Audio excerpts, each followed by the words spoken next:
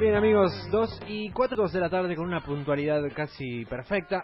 Vamos a dar inicio a nuestra conversación de cine y filosofía con nuestro especialista, nuestro tallerista, el señor Augusto Ricardo, que ya está en nuestros estudios. Hoy nos va a hablar de una filósofa feminista llamada Judith Butler y de, me olvidé el nombre pero recuerdo el apellido, Bardá, una cineasta francesa, si no me equivoco. Exactamente, sí, Judith Butler es una filósofa feminista norteamericana y Agnès Varda, que es una cineasta francesa, belga-francesa, en realidad, porque nació en Bélgica y rápidamente se mudó a Francia. Bien. Ahí desarrolló ahí toda su carrera.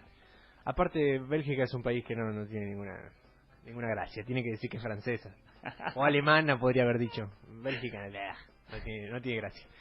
Bueno, Augusto Ricardo es tallerista de cine y filosofía, da talleres presenciales, no solo por radio, en espacios culturales interesantes. Los voy a invitar a que vayan a alguno de ellos. Hay uno muy pronto. Augusto tiene sus redes sociales, en realidad los talleres de cine y filosofía tienen sus redes sociales para comunicarse con él y averiguar un poquito más de estos talleres. ¿Cómo te ubicamos, Richard? Sí, me pueden ubicar por Facebook y por Instagram. Figuro como Taller de Cine y Filosofía. Bien. Así que no hay mucha vuelta que darle. Corta la bocha. Taller de Cine y Filosofía en Instagram y Facebook. Ahí, bueno, no hace falta solicitar mi fanpage y qué sé yo. Así que le mandan un mensajito por privado y se contactan enseguida con Augusto para ir a los talleres. ¿Cuándo es el próximo? O simplemente ven ahí, yo voy publicando la información. Claro. También ahí, simplemente con entrar ya van a ver ahí los eventos, bien, información de los talleres. Voy subiendo también siempre material relacionado o al cine o a la filosofía o a la combinación. Siempre hay alguna frase interesante para leer, algún artículo, alguna nota. Están buenas esas páginas de Instagram. Hacen que Instagram valga la pena. Voy para atrás. ¿Qué es un taller de cine y filosofía? ¿Hay soldadoras, hay electrodos, hay viruta por el piso? Interesante la pregunta. Mira, me acuerdo ahora una vez un programa de los años 90 en la tele que lo invitaron a José Pablo Feynman. Sí, el Feynman bueno, como le dicen. El Feynman bueno. Y tengo mi duda yo también, pero no importa, le dicen así. El programa no me puedo acordar del nombre, pero lo conducía Nicolás Repeto. Así que ¿Sábado imagínate. No era Sábado 2, no. Pero bueno, y le preguntan un momento eso, bueno, ¿para qué sirve un filósofo? Le preguntan, ¿no? Porque uno dice, bueno... es una buena pregunta. Es una buena pregunta, ¿para qué sirve? ¿Y por qué la idea de taller? Bueno, la idea de taller, que en verdad es, justo me enganchaste un poco en crisis en ese sentido, porque... Nada, si bien la iniciativa, el proyecto surgió como taller, porque la idea es siempre trabajar de manera conjunta con quienes se acerquen, digo, yo de alguna manera coordino, pero la idea es siempre trabajar en colectivo, con lectura de textos, visionado de escenas, etcétera. Entonces hacemos discusión de la bibliografía, eso en un taller común. Por eso la idea de taller, digo, es un lugar al que uno va, no a aprender como si fuera una clase, como si fuera una escuela, digo, no es una escuela de cine y filosofía, sino un taller donde uno va ahí a laburar un poco y a aprender en conjunto, a poner en común dudas, inquietudes, pensamientos. Se puede también aportar bibliografía, películas que por ahí yo no había contemplado, etcétera. Por eso la idea de taller. Bien. Es no es una exposición, no es un congreso, no es un simposio. Exactamente, y no es una clase, fundamentalmente. Yo no soy profesor. Usted no es profesor. Pero justamente cuando vos decías, ahora que yo estaba armando un par de talleres, cuando yo hago talleres como el de este sábado, en Biblioteca Osmiórnica, en el taller del caleidoscopio, que vamos a laburar sobre Butler y Bardá, eso tiene más que ver no tanto con esta dinámica del taller, sino con las prácticas antiguas del cine ambulante, y de la exposición filosófica. Digo, intento mezclar dos cosas ahí. Vos sabés que el cine ambulante era muy común hace muchos años atrás, años 40, 50, digo, ¿no? Las personas que iban con sus proyectores de pueblo en pueblo, casi como si fuera el circo. De hecho, sabés vos que el cine, en sus comienzos, allá por principios del siglo XX, era más que nada una función de circo. Digo, ¿no? El cine no era un lugar al cual uno iba con la pantalla grande, sino que era acompañando al circo. Se mostraban pequeños cortometrajes que en general tenían que ver con la comedia. Digo, así nació el cine, que es algo muy interesante. El cine tiene un nacimiento muy plebeyo, no como instrumento, como invento, que lo inventan los Lumière, etcétera, o Edison, digo, depende ahí. el cinematógrafo, pero como empieza a circular el cine y como la gente empieza a conocer y a vincularse con el cine, es decir, con la proyección de imágenes en movimiento, es en el circo. Mirá vos. Eso después, bueno, con los años, después se institucionaliza, se hace un poquito más elegante, se empiezan a abrir es una industria, pantallas de cine, pero bueno, siempre ocurrió lo que ocurrió con todo, es decir, ¿dónde estaban los cines? Y estaban en Buenos Aires, estaban en la capital, estaban en las ciudades grandes. ¿Cómo alguien que vivía en un pequeño lugar, pequeño pueblo, podía acceder? Y bueno, estaba el cine ambulante, gente que recorría ciudades y ciudades, pueblos y pueblos, y armaba en la plaza pública, en un espacio abierto, ponía la pantalla y pasaba una película. Mirá. Así nació el cine ambulante, digo, ¿no? Lo que se conoce como cine ambulante, que quedan todavía algunos resabios de eso, pero bueno, ya no se hace como se hacía a la vieja usanza. Digo, cuando uno va a un ciclo de cine, en un lugar que no sea un cine, que sea un espacio cultural o un espacio abierto, de alguna manera recupera esas prácticas viejas, digo, ¿no? Llevar eso que está acá, llevarlo allá. Ponerlo al alcance. Y en general se hacía una pequeña presentación, se hablaba, se acompañaba con ferias, digo, ¿no? Eso era. Entonces yo intento recuperar un poco algo de esas prácticas en lo que es cine y filosofía a la gorra. ¿Por qué? Porque en lo que es cine y filosofía a la gorra, como lo de este sábado, lo que hago es pasar escenas. Entonces yo voy con el proyector, voy con la pantalla, pongo, no en un cine, sino en un espacio cultural, y paso escenas, y hablo, presento cada escena. En este caso justo todo el encuentro va a estar dedicado a Agnès Varda, pero otros encuentros son a distintos autores. Claro. Y nada, me interesa esa práctica del cine ambulante. Y en lo que es Cinéfilo a la gorra lo combino a esta práctica de cine ambulante con la vieja exposición socrática, el diálogo socrático. Es decir, yo vengo y hablo.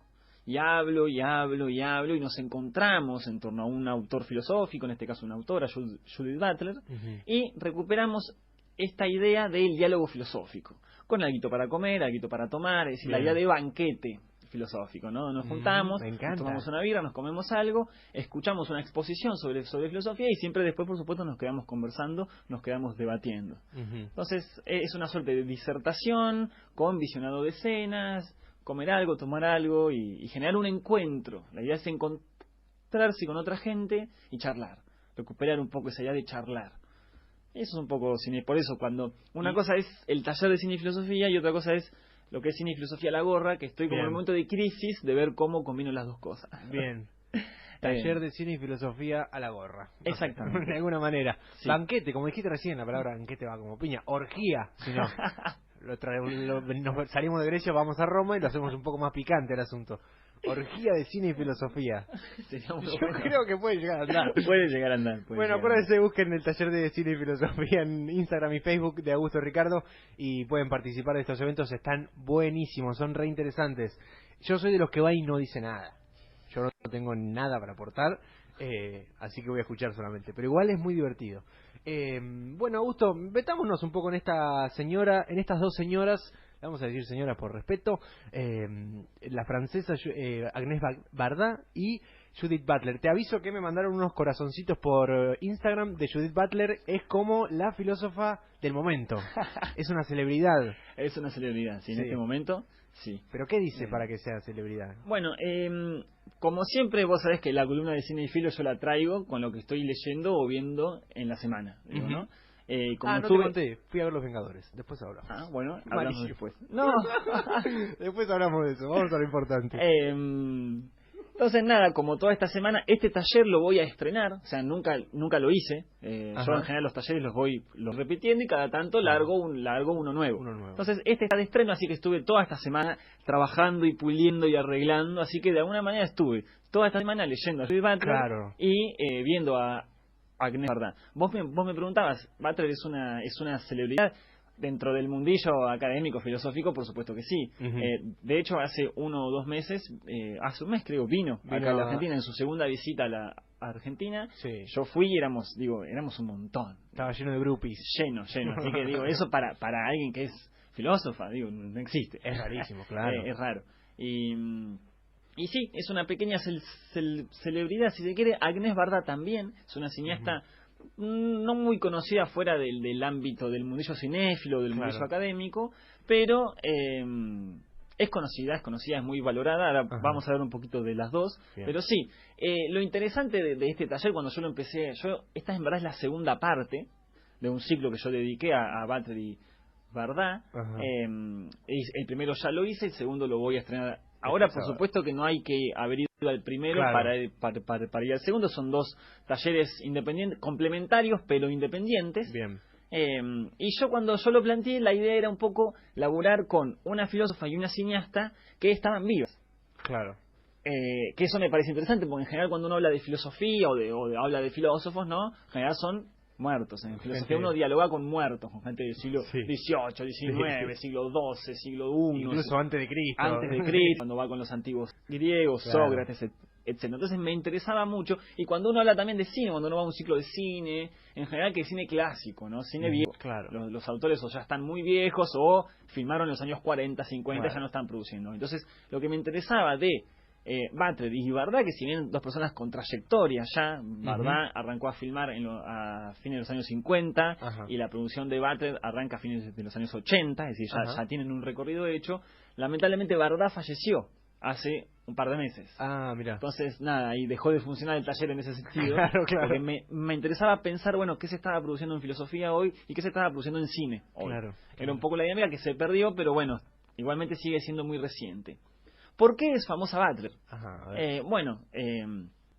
Butler es un poco la que conceptualiza, la que da no origen, porque no la inicia ella, ella más o menos lo que está ocurriendo y lo conceptualiza y de alguna manera lo institucionaliza y lo hace un poco famoso en otras latitudes, que es lo que se conoce como la teoría queer. Una palabra que la habrás escuchado, anda un poco dando vuelta a lo queer. Queer es una palabra inglesa, anglosajona, que en su origen, en su significado original, es un insulto. Depende de la traducción, puede ser raro, como puede ser también maricón o puto, es decir, siempre con el carácter peyorativo, es decir, ¿no? Abyecto. Lo que empieza a ver Butler, ahí a fines de los años 80, mientras está estudiando filosofía, es cómo militantes por los derechos sexuales, por los derechos de género, etcétera, empiezan a apropiarse de esa palabra y empiezan a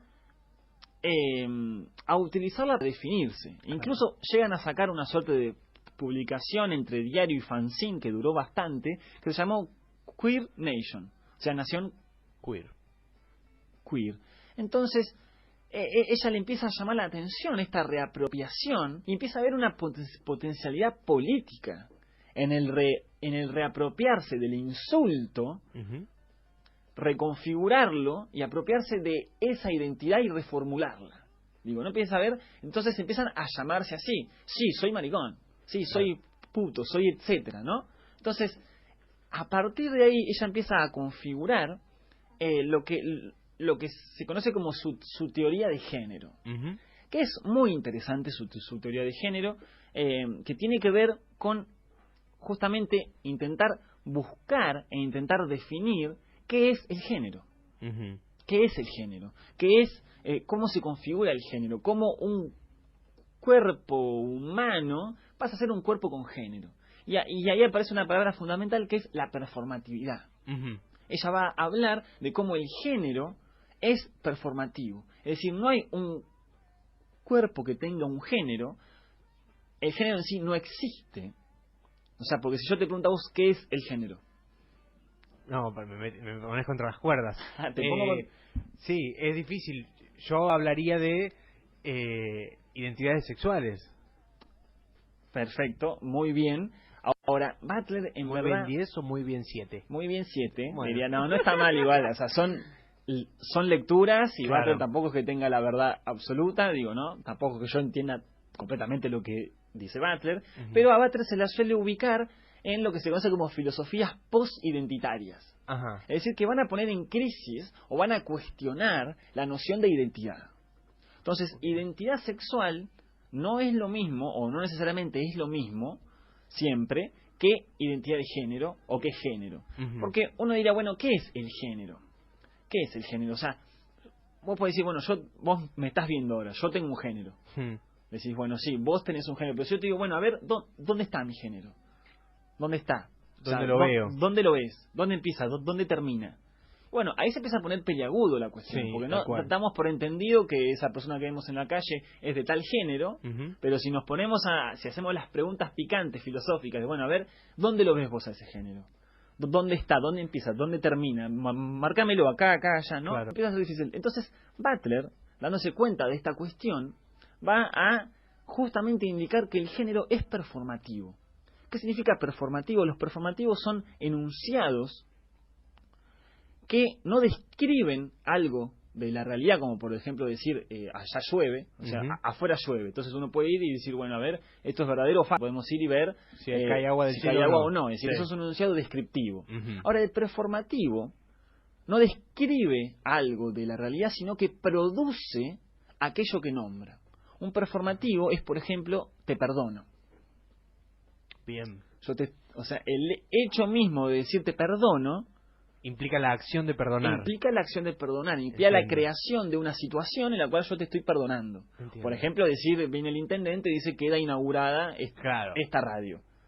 Entonces, eso es un enunciado performativo, no está describiendo algo. Claro. Está haciendo algo al decirlo. Entonces, Butler esto para quien le interese, John Austin labura mucho esto en un libro que se llama Cómo hacer cosas con palabras.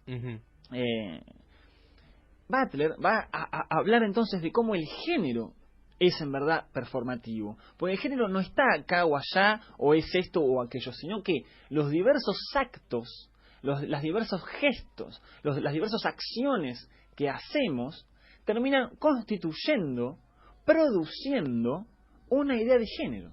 Entonces, a vos te puede parecer que soy varón porque me muevo así, porque me he visto así, porque tengo tal gesto, tengo tal movimiento, tengo tal manera de ocupar un espacio, etcétera. Una serie de cosas, de actos en sí heterogéneos, terminan constituyendo la ilusión o el efecto, porque ilusión no es necesariamente que sea falso, el efecto de un género.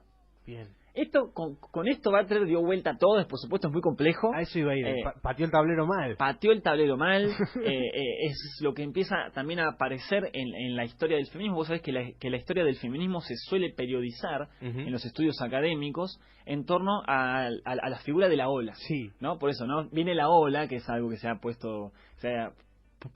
popularizado. Sí. En la academia en general se lo viene estudiando así hace varios años.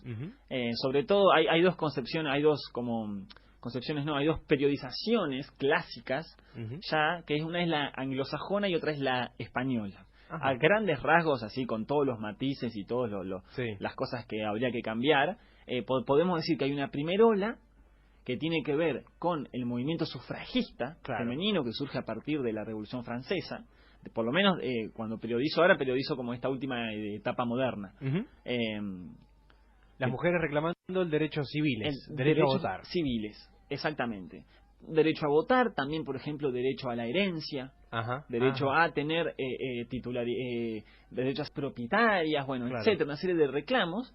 Después podemos ubicar en los años 40, 50, 60, lo que se conoce como el feminismo de la segunda ola, que acá es donde ubicaríamos siempre esquemáticamente a Agnès Varda, un feminismo que va a seguir, por supuesto, reclamando por esos derechos civiles, pero va también a intentar pensar derechos en torno a la privacidad, en torno a lo personal. De ahí aparece la famosa frase: lo personal es político, no un reclamo en torno a los derechos sexuales, un reclamo en torno a la violencia de género en la familia, un reclamo en torno a nuevas disputas en el orden de lo familiar, de lo personal, de lo económico, del salario, por ejemplo, ¿no?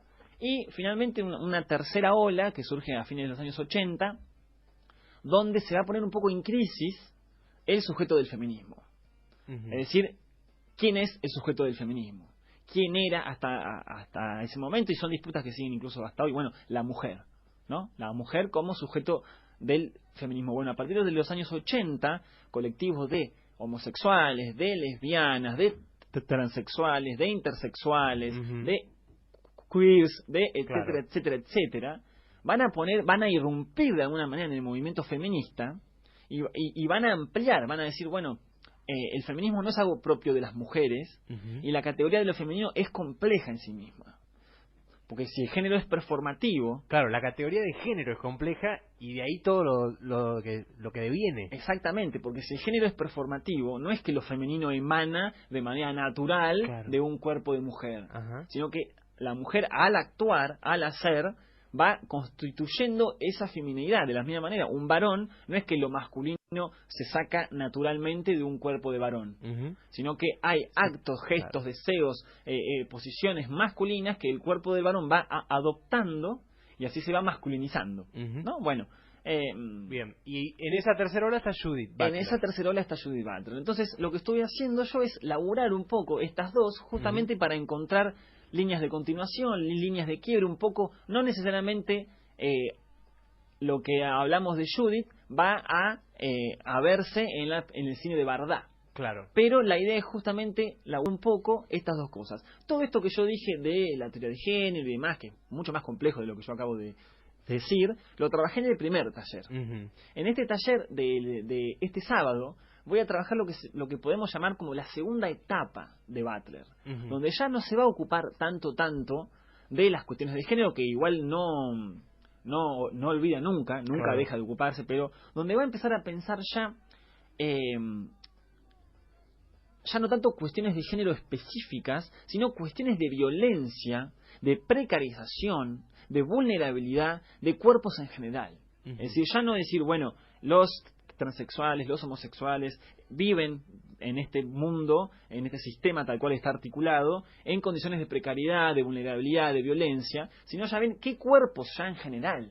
Los cuerpos de los inmigrantes, los cuerpos de los refugiados, los cuerpos de los migrantes, ¿no? ¿Cómo podemos empezar a pensar desde la filosofía esa situación de vulnerabilidad?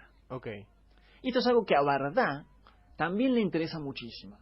Bardá es una cineasta que empieza a filmar a fines de los años 50, se la conoce como la abuela de la Nouvelle Vague. La Nouvelle Vague fue un movimiento cinematográfico que surgió a fines de los años 50 en Francia, de la mano de François Truffaut, Jean-Luc Godard, Éric Rohmer, Alain Resnais, digo, fíjate, todos varones, que desde la crítica fueron primeros críticos de cine, se formaron en torno a una revista muy prestigiosa que es la Cahiers du Cinéma. Eso, sí.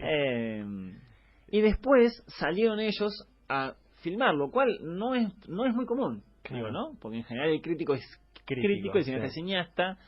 Algún cineasta puede llegar a escribir algún artículo, digo, pero no. Al revés casi nunca. Sí. Y acá fueron críticos muy buenos que produjeron mucho y que después salieron a filmar, no dejaron nunca también de escribir algunos artículos, algunas cuestiones, y después produjeron mucho y produjeron muy bien, además, ¿no? Entonces, de alguna manera, ¿verdad? ¿De qué se caracterizaba un poco la Nouvelle Vague a grandes rasgos? Bueno, cine de bajo presupuesto. Se usaba mucho la cámara en mano, empezaron a aparecer las primeras cámaras que eran relativamente livianas. Antes, para los años 30, 40, estamos hablando de cámaras gigantes, para que necesitabas, digo, de un estudio, de demás. Grúas y qué sé yo. Empieza a aparecer material fílmico que puede exponerse al sol bastante fácil. Antes, para exponer un material necesitabas mucha luz, mucha cantidad de luz. Por eso también los estudios tenían esa cantidad de luces, digo, ¿no? Era una cuestión estética, pero también una cuestión necesaria. Y básicamente la Nouvelle Vague va a intentar o va a reflejar un poco qué le estaba pasando a la juventud en ese momento, digo, ¿no? Va a ser un gran reflejo de la juventud, de las inquietudes de la juventud, de los problemas de la juventud. Se filma mucho en la calle, algo que en esa época, incluso hoy, digo, hoy para ver un exterior en una película de Hollywood es rarísimo, digo, no salen a la calle a ver si se les mete algo de la índole de lo real. Sí, digo, ¿no? claro. No vaya de cosa que se les meta ahí una gota de realidad. Una gota de realidad. Sí. ¿No? Sí, entonces, tal cual.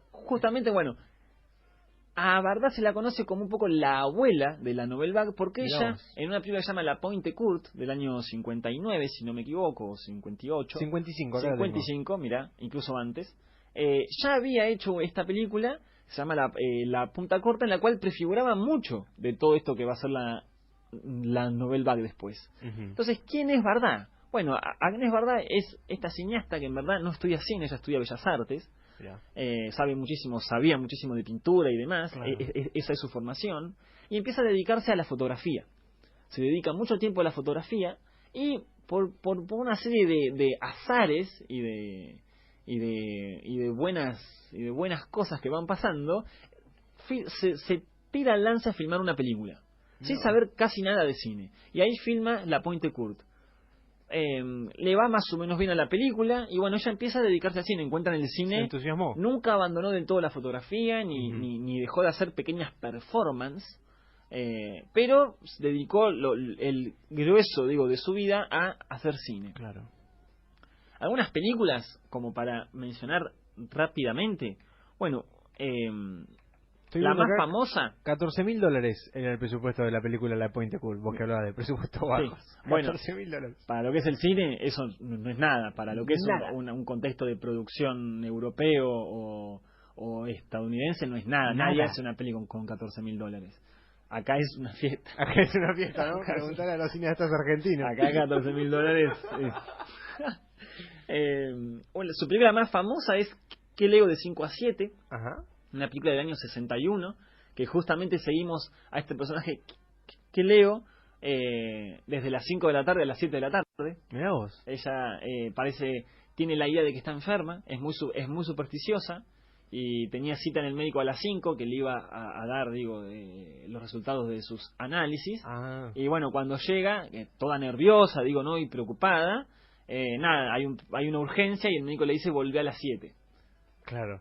Entonces la seguimos durante esa... Que quiero hablar con vos, le dice. Entonces no le dice ni que sí, ni que no, ni nada. O sea, no te preocupes, todo bien, pero tengo que hablar con vos. Entonces que Leo se queda como ahí, entre que sí que no. Doctor. Entonces la acompañamos en esas 2 horas de todo lo que va pasando y pensando. Claro. También, porque hay que estar en esa situación. Otras películas muy famosas, una es La Felicidad del año 65, gran película, hermosa película, sobre una pareja burguesa, hermosa, donde todo está bien, son ellos, él, ella, los dos, el hijo, la hija, ¿no? El prototipo de familia tipo, y nada, hasta que de repente él se enamora de otra. Se armó el quilombo. Y no se arma ningún quilombo, porque es la felicidad. Entonces se lo plantea, mira, yo la verdad te quiero a vos, te adoro, adoro también a mis hijos, pero también me gusta ella, me gustaría quedarme con las dos. Y todo funciona bien. Por eso se llama la felicidad. Funciona bien hasta que no. Ah, bueno. Hasta, como dice, te lo resumo así nomás, y todo venía relativamente bien hasta que empieza a andar relativamente mal. Sí. Y es una película muy interesante porque, no voy a decir cómo termina, pero no termina bien. Okay. Y justamente es una crítica muy interesante, muy irónica, muy sagaz, de verdad, hacia la idea de felicidad y cómo la idea de felicidad es, en nuestra cultura, en tal cual está configurado todo, es masculina. Ajá. Porque ¿quién es el único feliz ahí? El varón.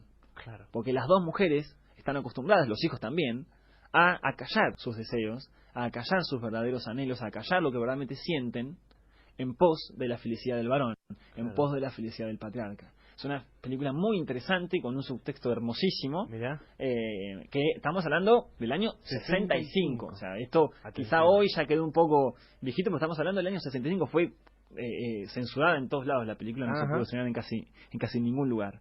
Otra película muy interesante es La una canta, la otra no, del año 76, un musical, uno de los grandes musicales que se ha hecho sobre la sororidad, sobre la amistad femenina, sobre el homoerotismo femenino entre sí, y fundamentalmente sobre el aborto. Es una película muy interesante.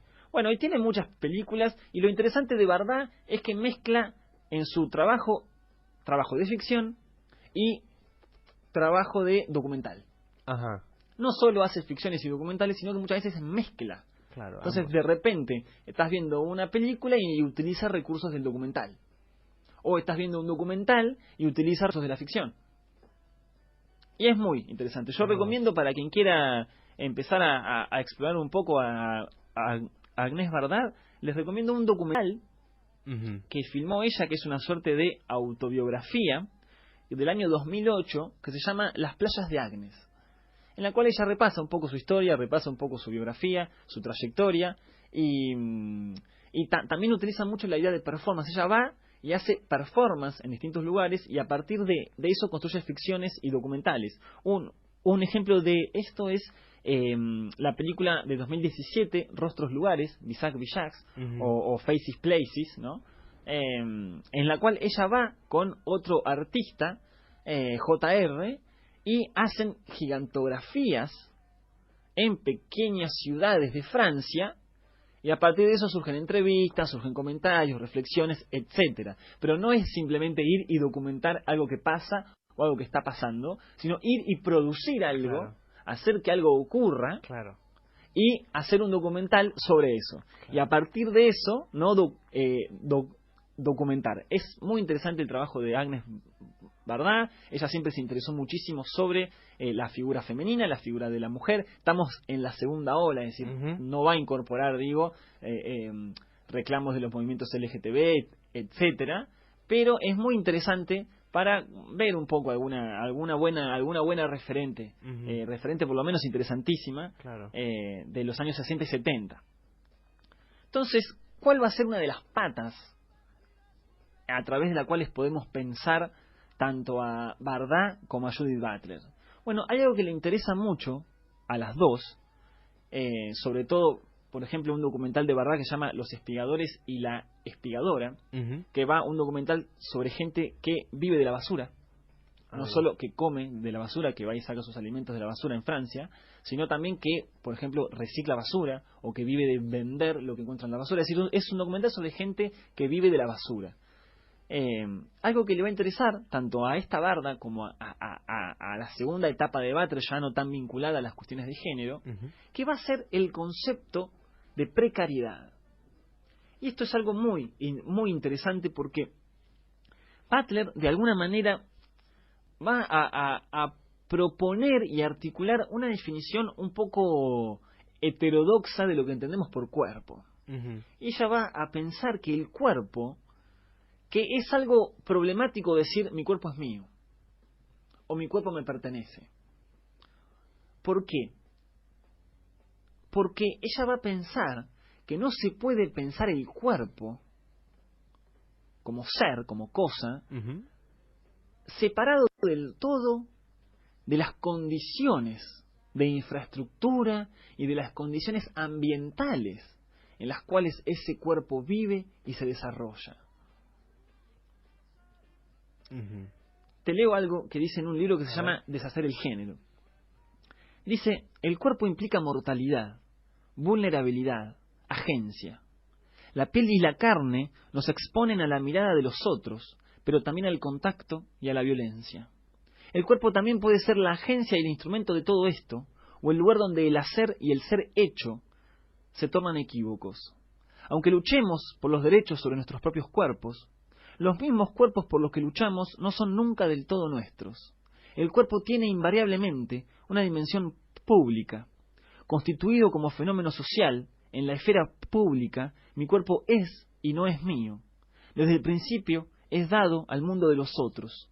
Lleva su impronta. Es formado en el crisol de la vida social. Solo posteriormente, el cuerpo es, con una innegable incertidumbre, aquello que reclamo como mío. Es una frase buenísima, es una cita muy interesante, porque justamente te posiciona en esto. O sea, hay algo que es inevitablemente público, claro, en el cuerpo. Desde lo que el feminismo viene reclamando en torno al acoso callejero, claro, ahí es donde más evidente es, pero es cierto que te cortás el pelo, por poner una tontería, y el otro te dice, qué bien te quedó el corte, o te cortaste el pelo. Y vos esperás a ver qué te dice, ese es el tema. Exactamente, digo, es decir, hay invariablemente algo que es público y que el otro se siente con derecho a decirme algo sobre mi cuerpo. A opinar, exacto. Estoy pensando, el ejemplo que puse es muy inocente. No, digo, pero funciona. Eso ocurre de maneras mucho peores, digo, claro, ¿no? Claro. Y violentas. La idea, un profe mío que lo debe haber sacado de otro lado, un estudioso de Butler, entre otras filósofas, sujeto sujetado, me decía él. Somos sujetos sujetados. De individualidad, pero en todo el tiempo en tensión con lo colectivo, con lo público, como decís vos, como leías ahí. Exactamente. Para Butler, digo, Alejado es una filósofa que lee muy bien a Foucault y que tiene toda su teoría del sujeto, lee muy bien la teoría del sujeto de Foucault, y justamente la idea de sujeto significa ¿qué? Estar sujetado. Claro. Es decir, nos formamos siempre al crisol de la vida social. No solo a través de estos otros, esto es lo que a mí me va a interesar mucho de Butler, no solo porque la famosa mirada del otro, o los valores y las normas y las costumbres, y todo lo que te inyecta la familia, la escuela, las instituciones, el vivir en un país, ¿no? Etcétera. Sí. Que por supuesto que eso es importante, pero que entra, si se quiere, en el ámbito de lo social, sino que ella lo va a pensar, por supuesto, así, pero también ya no, en un ámbito que es eminentemente material y casi físico, que es, bueno, ¿cuál es la infraestructura de ese cuerpo? ¿Bajo qué techo vive? Claro. ¿Qué comida come? ¿Cuáles son los caminos que transita? ¿Cuáles son las condiciones de habitabilidad de ese cuerpo? Yo no puedo separar el cuerpo de todo eso porque el cuerpo necesita eso, en el sentido que, dependiendo qué sostén haya,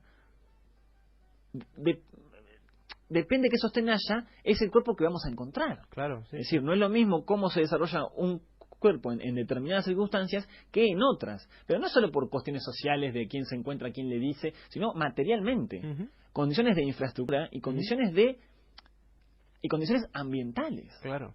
No solo digo el animal humano, sino cualquier tipo de animal, cualquier cuerpo vivo. Eso, para dar un ejemplo. Nosotros deforestamos el Amazonas, miles de especies van a morir, especies animales, porque le estamos destruyendo su infraestructura, entre comillas, ¿no? Butler trae esto, hablando obviamente de la humanidad, pero lo podemos ver como ejemplos en el mundo animal. Exactamente, sí. Y te leo otra cosita que dice Butler, pensando en esto, en esta cuestión social del cuerpo, en un libro que se llama Marcos de Guerra. Dice: lo que limita quién soy es el límite del cuerpo, pero el límite del cuerpo nunca me pertenece plenamente a mí. Por supuesto, el hecho de que el cuerpo propio nunca sea plenamente propio, circunscripto y autorreferencial, es la condición del encuentro apasionado, del deseo, de la añoranza y de esos modos de abordar y ser abordados de los que depende el sentimiento de estar vivos. Pero todo el ámbito del contacto no deseado deriva también del hecho de que el cuerpo encuentra su capacidad de supervivencia en el espacio y en el tiempo sociales. Y esta exposición o desposesión es precisamente lo que explota en el caso de la coacción indeseada, las restricciones, los daños físicos y la violencia. Esto es buenísimo. ¿Por qué? Porque justamente esta cuestión invariablemente social, que invariablemente depende de nuestro cuerpo, de toda esta infraestructura y condiciones sociales, ambientales, hace justamente que sea posible el amor, que sea posible el deseo, que sea posible la pasión, la añoranza, el encuentro con los otros cuerpos, pero también justamente la violencia. Entonces, lo que ella va a tratar de pensar es hacer de la precariedad un principio filosófico, existencial y ético y político para pensar quiénes somos y qué está pasando y qué podemos hacer. Porque es justamente lo que está diciendo ella. A ver, una situación de que hay un cuerpo precario se ve cuando vemos y notamos la infraestructura precaria. Claro. No lo notamos en cuerpos que no tienen, que pueden habitar una infraestructura buena y piola, pero no significa que esos cuerpos no sean precarios. Todos los cuerpos son precarios, nuestros cuerpos son precarios, somos vulnerables. No lo vemos, no lo notamos, porque quizá tenemos la suerte de tener cloacas, de poder tener una buena alimentación, de poder tener buen transporte, de vivir quizá en un ambiente que no sea demasiado tóxico, ¿no? Etcétera. La precariedad es el principio fundamental para pensarnos. Todos somos precarios, va a decir Butler. Pero ¿qué sucede? ¿Qué es lo que sucede con esa precariedad? Bueno, esa precariedad está distribuida de manera diferencial. No está igualitaria, no está distribuida de manera equitativa. No somos todos igual de precarios. Y acá polemiza con un concepto de Giorgio Agamben. No, todos somos igual de precarios, pero la precariedad está administrada desde las cúpulas del poder. Okay. Acá va a polemizar con un filósofo italiano que se llama Giorgio Agamben. Giorgio Agamben tiene un concepto que es el de la vida desnuda. Justamente va a decir aquellos cuerpos que están condenados a habitar los márgenes, a no poder acceder a buenas viviendas, a buena alimentación, a un buen trabajo, que están excluidos, ¿no? del sistema social, económico, etcétera. Él lo llama vida desnuda. justamente es la vida en su completa y absoluta materialidad. Solo pueden hacer lo que les permite su cuerpo. Claro. No tienen herramientas, no tienen acceso a la educación, etcétera, etcétera. Es decir, están por fuera del poder. No pueden ingresar en la órbita de las relaciones económicas, sociales, políticas, No pueden, porque el poder no se los permite, porque los excluye. Butler le va a dar una vuelta, un giro, una vuelta de rosca. Le va a decir, no. No es que están por fuera del poder. Es que el poder los pone ahí. Las relaciones sociales, económicas, políticas, son las que configuran eso, las que producen eso, no están fuera de ningún lado. Claro. El poder, nuestro sistema económico, lo que hace es distribuir diferencialmente la precariedad, haciendo que unos sean más precarios y otros menos precarios, haciendo que unos sean más vulnerables y otros menos vulnerables. Claro. Y esto le va a servir para pensar al llanto. Al llanto como principio de asignación de la precariedad. Es decir, ella se va a preguntar, ¿qué le da valor a una vida? Y va a responder el llanto, es decir, el duelo. ¿Qué vidas nos afectan? ¿Qué vidas nos duelen cuando se pierden? Y justamente va a dar con la idea de que el afecto está también administrado. El ejemplo grotesco y fácil es, ¿no? Atentado en un restaurante de París, todo el mundo pone París en su Facebook, en su Instagram, claro, Trump con el luto. No, bomba en Irán, mata a 500.000 personas, nada. Esas vidas no nos afectan. Esas vidas no son merecedoras de nuestro duelo. Claro. Esas vidas que se pierden no valen para nosotros. Entonces, Butler va a empezar a pensar todo esto. La precariedad, el llanto, como principios existenciales para ver a qué asignamos valor. Algo que va a acompañar Bardá, y te quiero leer una cita de un libro de ella que se llama justamente Vida Precaria. A ver, esto es Bardá ahora. No, esto es Butler, perdón. Butler dice, esta condición de vulnerabilidad original, de depender del contacto del otro, incluso si no hay allí ningún otro ni ningún sustento para nuestras vidas, significa un desamparo y necesidad original por el que la sociedad debe responder.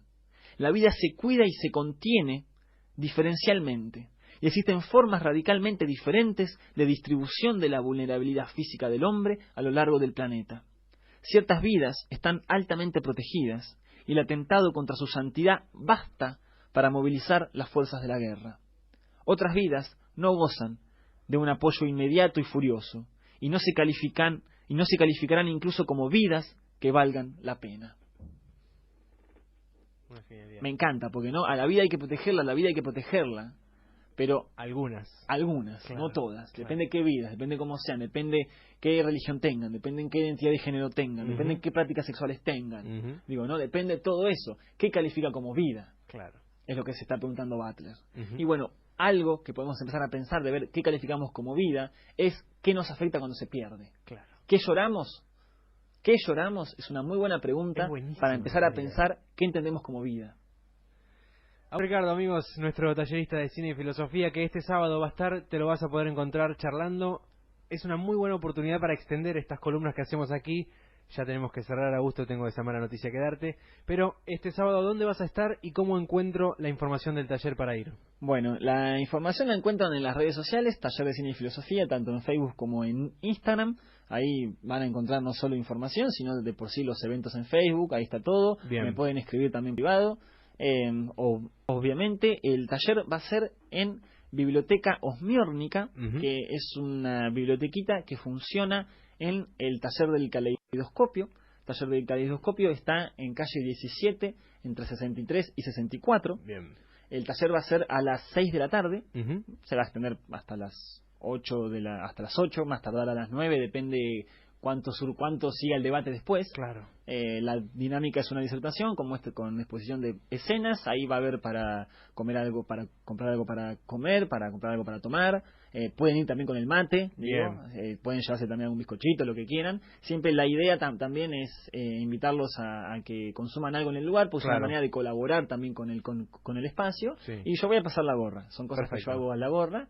Así que nada, es como también buscar la manera de construir una comunidad que nos permita sostenernos, es decir, que la gente venga, ponga en la gorra para que yo pueda seguir haciendo estos talleres, y al mismo tiempo colabore alguito con el espacio para que el espacio siga permitiendo, siga viviendo también, que podamos hacer esos talleres. Digo, es como todo, buscar la manera, sobre todo en estos tiempos, de cómo sostenernos mutuamente.